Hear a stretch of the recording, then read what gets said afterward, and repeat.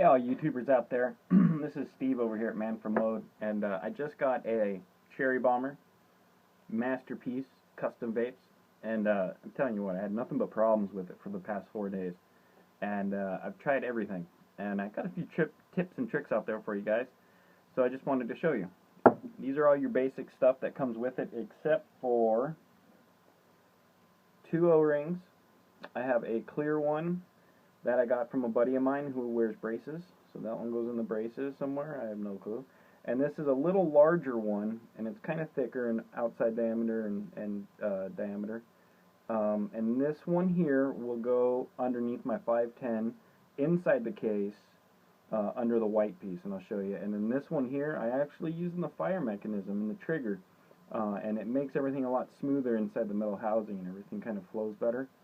Also, what I got was the Panzer magnets. I've got the upgraded Panzer magnets, and I can show you guys how those go in. I got the 2 slims, a set of slims. They also come in thickness, thicker ones, but I don't know, I thought you can, use more or less depending on what you're using, so I got the slim ones.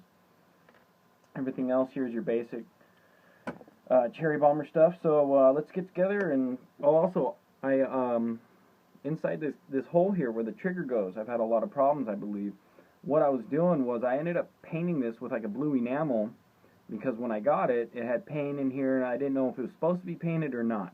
So I went ahead and taped everything off, and I painted an enamel and let it cure, and I put everything back together, and it would not fire at all. So I'm believing that this box and the connection inside here creates a ground somehow. Now, I'm not an electrician, I don't know exactly. So I scraped off all the paint with a piece of metal, machine metal, and also this little handy dandy knife I've made. I took a blowtorch to it and gave it a 90-degree. And I went in there and I really scratched away at some material. And, really got in there, and I kind of made the thickness of the box back here, I believe, thinner. So I have just like maybe 1 millimeter more throw in the switch. I don't know. Maybe I just got in there and made a cleaner connection for the switch. But let's put it all together and I can show you guys. So here's this piece here. This is the 510 connector. Here's the little platform it goes on. Put that together. First I put the switch in though, my bad. So we're going to put the magnets in. And you figure out which way the magnets resist. Not, come together, but resist. And they're kind of a pain. You got to stick them together in your hand here. Put them right on the switch. Oh, first what I do, I'm sorry, is I take that clear little bushing, little O-ring, and I stick it on the switch here. Just like that. Then I take my magnets, which way they're opposing. Take 2 of them, flip them over, put them on here. Take these 2, see if they're opposing. Nope. Flip them over. Oh, definitely not opposing. Let's try that again.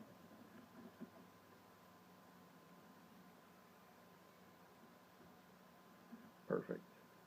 Now, we'll stick this into the housing. Oh, shot them off. That's good. Okay. And just make sure you got the little diagram or whatever, the little drawing they've got on here going the right way. I believe that helps. If I put it upside down, it will fire, but it doesn't seem to fire as well. Put it all back in there. Go to this side. Get your copper screw.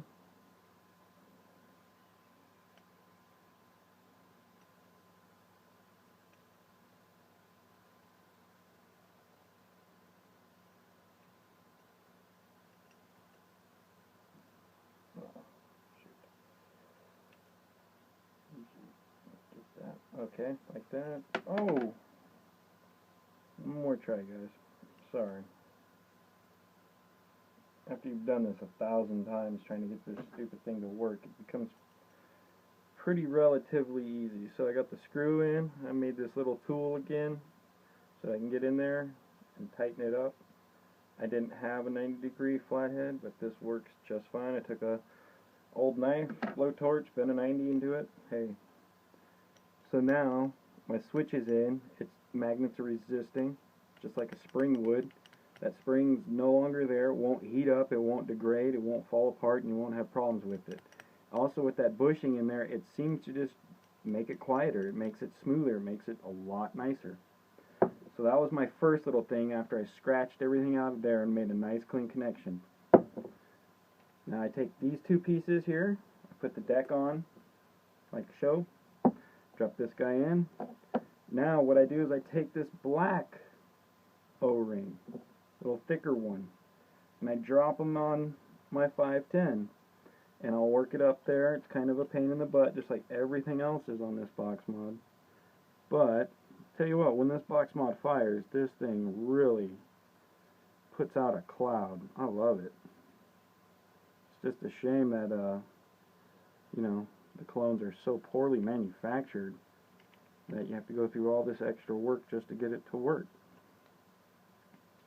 Oh yeah, this is a little pain in the butt, but I take that white bushing, kind of get it going, and kind of work it up there until you can get the copper threading on. Also, what this does is it lowers this piece, because I noticed that this piece with the flat was a little high, and it was actually only touching, you know, a half of it to the firing button itself. So that rubber bushing dropped it to where everything touched flat, perfect, 100% right on cue. And it also keeps the juice, I believe, from getting into these really nice batteries that I just got. And that was another thing. I just spent all this money on some batteries. You know, last thing I want to do is get some juice into some contacts, and before you know it, you got leakage or whatever else the case might be. And also what I do is I'll spin that thing over until I get the flat connector to the trigger. At that point, I just push the trigger, and I get a tool, nice and long, and I turn from the top half, just like that, until everything comes together nice and tight, not crazy tight. And then I come in here and I just make sure that it's, give it like a quarter of a turn. And also what I've done, for curiosity, because a lot of people are having the same problem with this button not firing, I've taken a piece of paper here and I'll put it right in there. I can't pull that paper out. It'll tear it. So it is making one strong connection. So whatever the case might be on these boxes, I really don't think it's in this connection as much as I think it's inside this hole where it needs to ground out correctly. Get this little copper bridge, pop her in there. Let's get my brand new Addy I got with this bad guy. I didn't get it with this. I bought this at my local shop. This is the new Lush. Really cool, man. I like this thing. It's got angled air holes in the Addy. It's got the huge drip tip. Get the chuff going, as they say, right? Let's drop these batteries in here. Also, what I like to do, I like to try to keep the battery height pins the same, because I'm afraid that little bridge inside can get kind of turned and doesn't make a solid connection. So my Addy, I like to rise up a little bit. This tool here.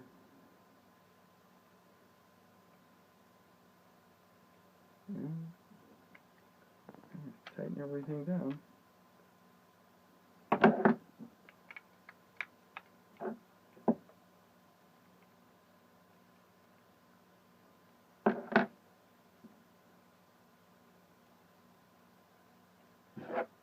This case, let's see. Make sure that it's not turned, because I noticed if it is turned, it won't fire. And I do notice sometimes, bring it all the way over, I push and turn, fires every time. Also, notice sometimes you got to push it just a little harder. You know, it's maybe the magnets, maybe it's that little bushing I put in there. Every time though, guys. Oh, and this thing just throws. So, that's how I fixed my Cherry Bomber, and it works every time now. I've got bushings, I've cleaned the hole out, I make sure that my battery, my copper bridge isn't all tweaked one way so that the battery has spun higher than the other. You know, it's just a lot of detail, I guess, that maybe the clone manufacturer just didn't take into account. So I hope this helps you guys. If you have any questions or concerns, I'll go ahead and leave a little link or something on the bottom here, and maybe we can chat, and you know, hopefully this works for you guys. Thanks.